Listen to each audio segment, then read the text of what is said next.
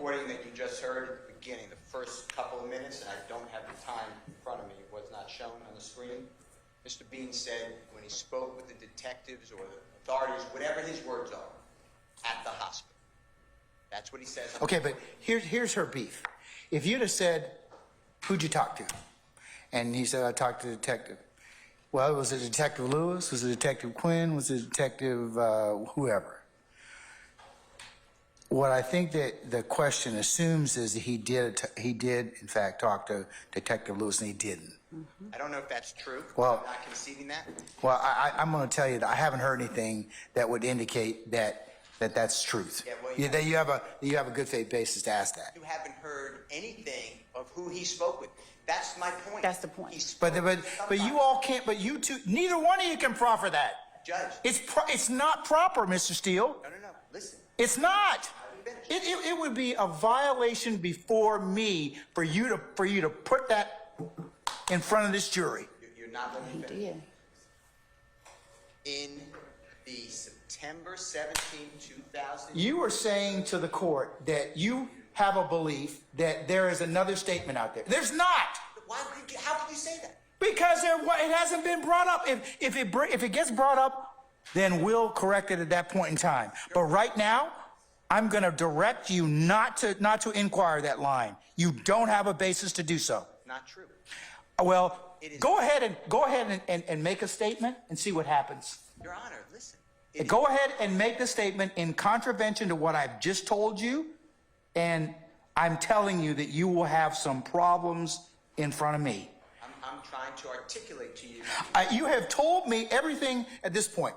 You have told me that there's got to be a statement. Now, if you find the statement, I will, one, apologize to you.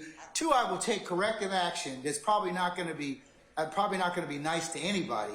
But at this point, there's nothing for me to do other than if you don't have a good faith basis to do it, you can't ask the question. Honor, listen. There is a recording between Detective Quinn and Adrian Bean where Adrian Bean says, I lied to your... But we don't know what he lied about. He says he lied about who... He's talking about the car. But we still don't know whether or not he had a conversation with Detective Lewis. And I made it clear. It's 10 years ago. But you said you had, in your conversation with Detective Lewis, that's what you proffer. I said, or any other detective or law enforcement. Read the transcript. I made it clear. I don't know. He doesn't remember names. He says it was Detective Quinn. Also, on the recording, on Sunday, January 22, 2023, Mr. Bean is the one who said this happened in the hospital. Your Honor, I'm the one complaining about I don't have the statement. I've been asking for it. This is Brady. Clearly there was a statement made. We don't, but we don't know if there's a statement. You're supposing there's a statement, okay? And there may be. And you know what I said? And you know what I said earlier? I said if there is Brady that's not disclosed, then that particular individual is going to have some problems with me. I told you that already. Or I have a lot of different remedies I can execute at that point in time. There has to be. That's why I gave you. But you can't intimate or otherwise cross over the line when you don't have the statement to back it up. Judge, I've been robbed of the statement.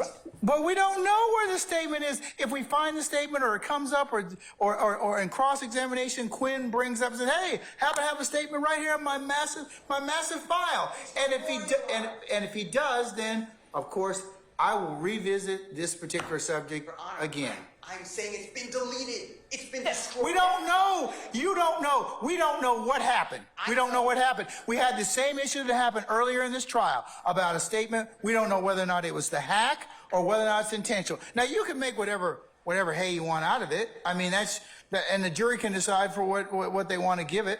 But you cannot ask the question in its current form. You just can't. Your Honor, I'm not asking any questions, but you have to understand the following, please. 6 days later, Detective Quinn and Adrian Bean are on recording where Adrian Bean tells Detective Quinn, I lied. About what? I lied. About what? Who was driving the car. He gets cut off. Detective Quinn says, yeah, tell me about it. Where's that statement? That's what I've been asking for.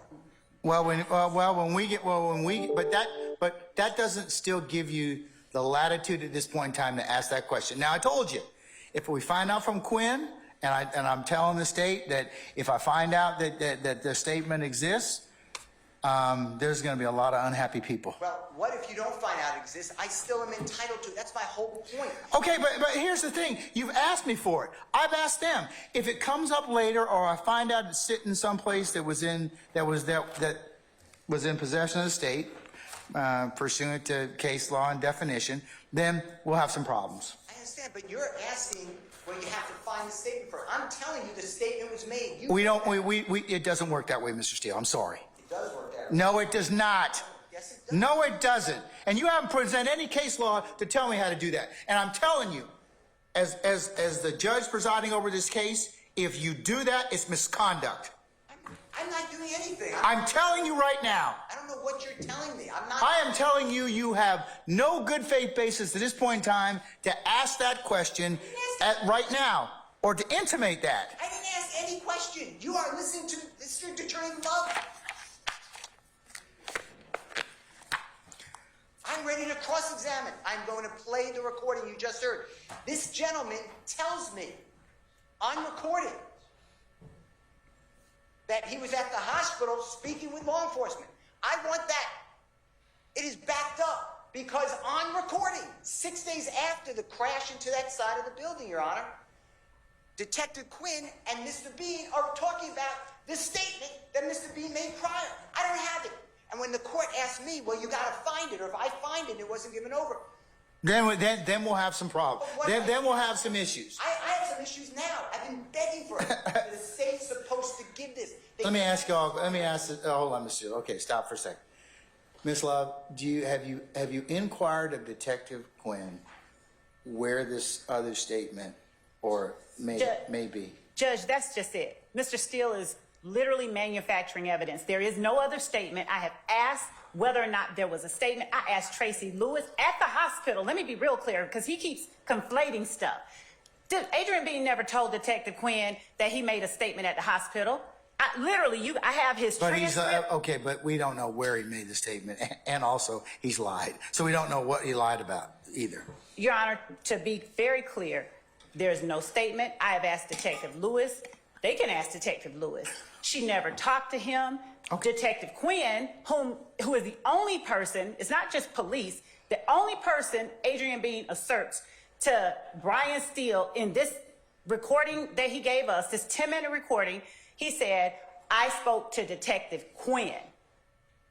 It's obvious that he didn't speak to Detective Quinn at the hospital, because the first time he met Detective Quinn was September 17th when he pulls him in for the interview. Literally. Mr. Steele is manufacturing something. So when the court is even asking me, okay, do you know where this statement is? Assuming that there's not a statement. There is no statement. There's no evidence. That's the problem with Mr. Steele asking questions the way that he asked them. He is assuming facts that are not in evidence. And he is usurping the jury's province and their ability to discern and weigh evidence, because he is injecting assertions into his questions about things that don't exist. Similarly, he says, do you recall explaining that you made calls from the Fulton County Jail that you knew were being recorded to support your lie to the police that Jeffrey was involved on September 11, 2013? That's what he asked the witness. You heard the interview. He doesn't say that anywhere in that interview. This is the kind of manufactured evidence Mr. Steele keeps putting in front of the jury. He never said that during the interview, yet that's the question. That's the question Mr. Steele asked Adrian Bean on the stand. Nothing like that ever happened. And during his cross-examination of Adrian Bean, the cross-examination is replete with examples just like that. There is no statement.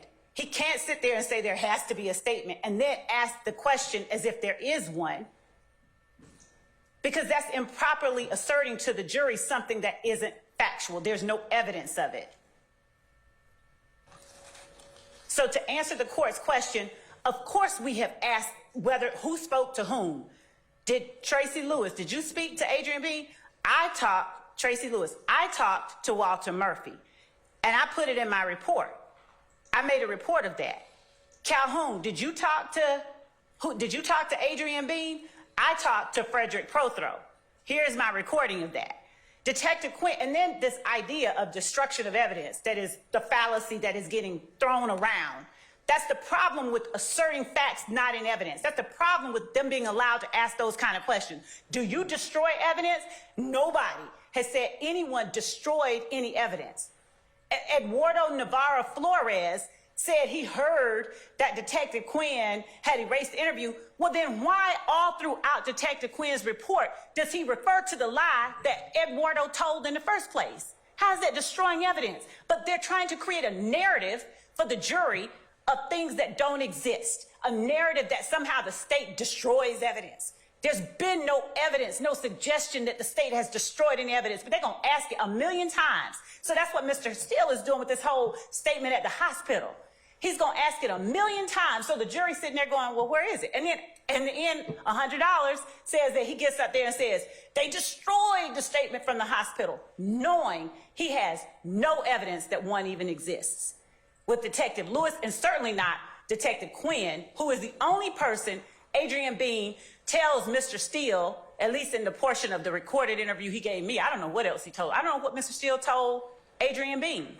But it's obvious that he's leading him through the interview that the court heard. And even being led, Adrian Bean does not let up on his assertion about Detective Quinn. Mr. Steele tries to get him to change it. You mean somebody else, other police, no, just Detective Quinn. So this idea that he has a right to ask questions that assume things that are not in evidence, that he has not put in evidence, that he cannot expect to be put in evidence, is ludicrous. And to assert that the state is trying to hide something because he wants to taint the jury's mind, taint the fact finders with falsehoods, and somehow, I guess that's the way he wins cases. I don't know. But, Your Honor, I'm flabbergasted. The number of times he asked Adrian Bean questions that assumed facts that are not in evidence is just staggering. It's just staggering. I'm simply asking that Mr. Steele be precluded from asking those kind of questions.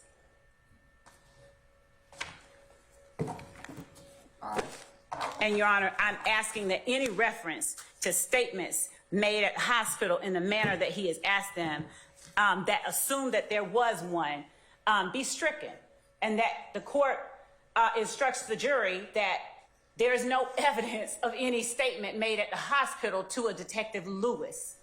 And then let them weigh whether or not a statement was given to Detective Quinn. But that's not the question that Mr. Steele asked.